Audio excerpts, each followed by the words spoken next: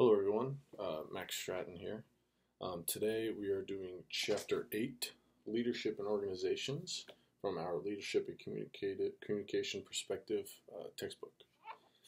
First, give you a quick overview of the chapter. Starting off with the first section, Leader as Culture Maker. 3 segments there. Elements of organizational culture, shaping culture, creating a learning, trusting culture. And then it goes on to the leader as a strategist, the leader as a sense maker, intergroup leadership, and then finishes off with the power of expectations, the Pygmalion effect. There's 3 segments there: the communication of expectations, the Galtella effect, putting Pygmalion to work. So that first chapter was the leader as culture maker. One thing that I got from that are a couple symbols that you need. Symbols and symbolic creations called artifacts make up the top level of an organization's culture. Common organizational symbols and artifacts include language, building, stories and myths, products, rites and rituals, technology, etc.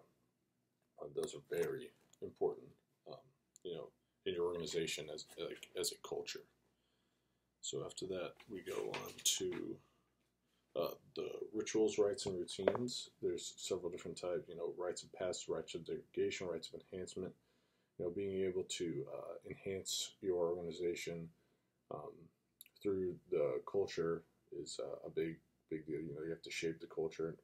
And notable leaders concern themselves with much more than organizational charge, information management systems, and the other traditional subjects of management training. They pay close attention to the assumptions and values. With that, they can build off that way. The company becomes a whole. Now, fast forward to building a trusting climate. Trust is like learning, is essential to organizational success. Trust boosts collective performance by fostering teamwork, increasing the flow and quality of information, and improving problem solving, which is huge for leadership in organizations. Then I jumped forward to intergroup leadership. Intergroup leadership is as challenging as it is important. Often the units being asked to work together have previously been in competition with each other for money, staff, facilities, and other organizational resources.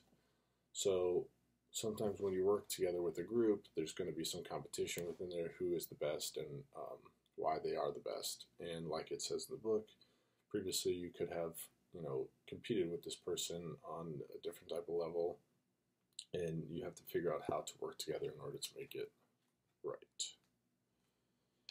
So a few chapter takeaways from the back. One that I thought was important is effective leaders build cultures that are committed to learning.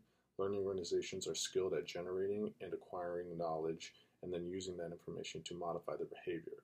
You'll need to function as a learner and teacher who overcomes obstacles to learning and promotes information gathering through intelligence, like collecting data and stuff like that. Collective experience and experimentation, then make sure that this knowledge is widely shared or disseminated. Share your knowledge with everyone. Make sure you don't keep it to yourself. That if you do, there won't be any room for your growth within your team. That's the whole point about being a leader, is sharing your information. Another big thing is trust is critical to the success of any organization. Organizational trust is the collective level of positive expectations that coworkers, work units, and organizations will honor their commitments. Trusting organizational cultures are marked by high expectations of collective competence, openness and honesty, concern for employees and other stakeholders. Trusting your people in your workplace is part of the culture, and without that, you won't be able to grow or be, organized. You have to stay organized in order for your team to succeed. And then there's 3 more that I found that were great. Leaders play a key role in setting the overall direction of the organization through strategic planning. Leaders know how to plan; they know how to organize. This way, strategic plans are grounded in the organization's mission. To create a high expectation and high performance cycle, eliminate labels, assign new employees to effective managers, and use guided mastery to build skill levels. Everyone needs to work together.